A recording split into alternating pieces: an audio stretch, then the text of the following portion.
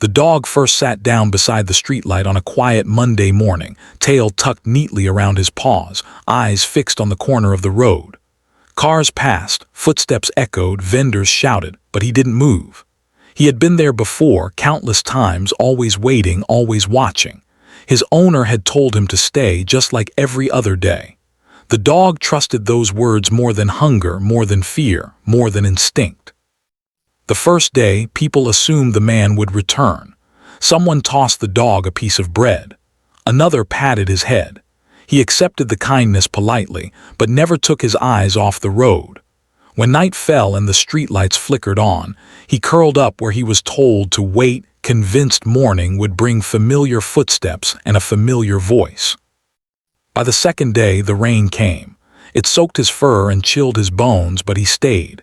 He shifted only slightly to avoid the deepest puddles, careful not to stray too far from the exact spot. When hunger gnawed at him, he ignored it. His loyalty was louder than his pain. The street smelled different without his owner there, but hope still lingered in the air. On the third day, concern replaced curiosity. Shopkeepers began whispering. Children asked why the dog hadn't gone home. A woman tried to lead him away, but he gently pulled back, refusing to leave his post. His eyes searched every face, every shadow, every passing stranger. Hopping one of them would turn into the person he was waiting for. The fourth day brought exhaustion. His legs trembled when he stood and his breaths came slower. Still, when footsteps approached, his ears perked up every time. Disappointment followed again and again, but he didn't give up. Dogs don't understand abandonment the way humans do. They only understand promises. By the fifth day, the street had accepted him as part of its scenery. A bowl of water appeared beside him. Someone laid cardboard on the ground. He rested his head for longer periods now, but the moment he heard movement, he lifted it again, alert and hopeful. The place where his owner had disappeared became sacred ground. The sixth day was quiet, too quiet. The dog barely moved at all. His eyes were dull with fatigue, yet still watching. A passerby overheard the truth whispered between neighbors.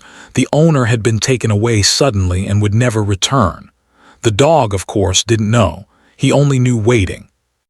On the seventh day, something changed.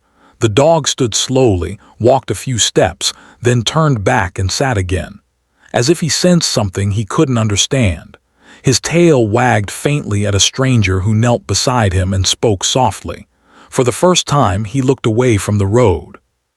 The stranger didn't pull him, didn't rush him, just sat there sharing the silence.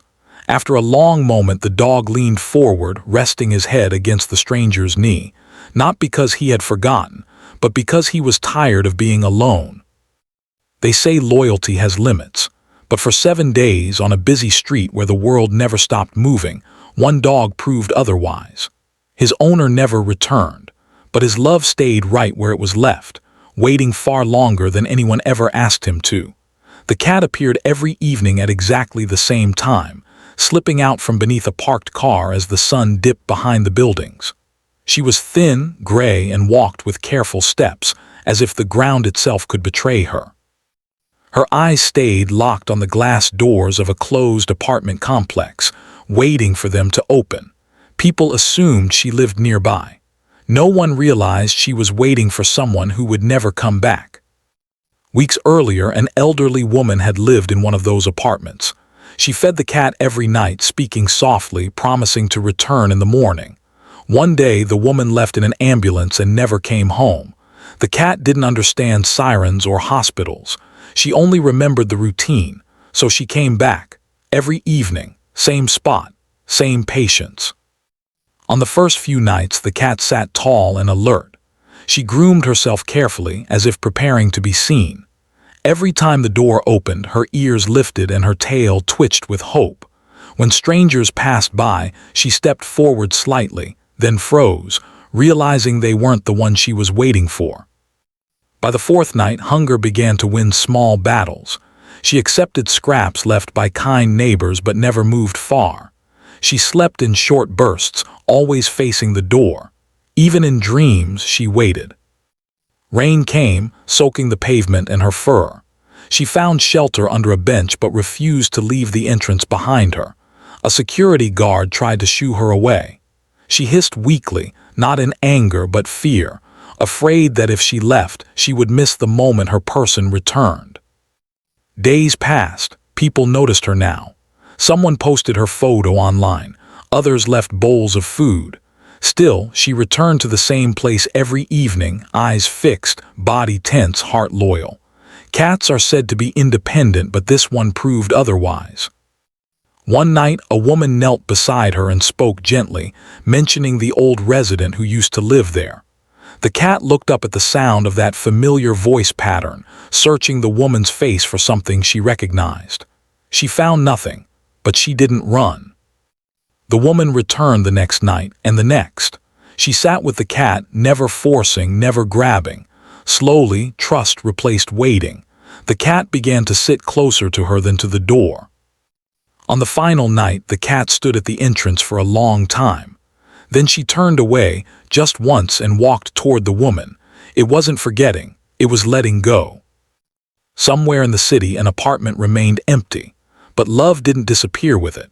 It simply changed direction, proving that even the quietest hearts know how to wait, and when they finally move on, they do so with grace. Every morning at sunrise, the old bus stop filled with noise, engines roaring, people rushing, horns blaring. And every morning, one horse stood beside the broken fence across the road, watching. His coat was dusty, his mane tangled by time and neglect, but his posture was patient. He didn't wander, he didn't graze far, he waited. Years earlier, a carriage driver used to tie him there while loading passengers. The man would stroke his neck and say the same words every time. "Don't move, I'll be right back." One winter morning, the man collapsed on the road and never returned. The horse was led away that day, but he escaped and came back to the only place that made sense to him. On the first day, people assumed he belonged to someone nearby. On the second, they noticed he was still there. By the third, they realized he wasn't lost, he was waiting. He faced the road, ears twitching at every familiar sound, hooves planted firmly as if leaving was not an option. Rain soaked his back, sun burned his skin. Still he stayed. Vendors shooed him away, he returned. Children tried to ride him, he stepped back gently. His loyalty was quiet, unyielding, and misunderstood by those who passed him every day. By the fifth day, a stable owner offered to take him in. The horse followed halfway, then stopped. He pulled back, hooves scraping the ground, refusing to go any farther. His heart belonged to the road, not the shelter. At night, when the city slept, the horse lowered his head and rested standing up, just as he had been trained. Every distant footstep made his ears rise. Every shadow felt like hope. Weeks passed, the bus stop changed. Schedules shifted, people came and went. The horse remained the same, thin now, tired, but still waiting. Loyalty doesn't check the calendar.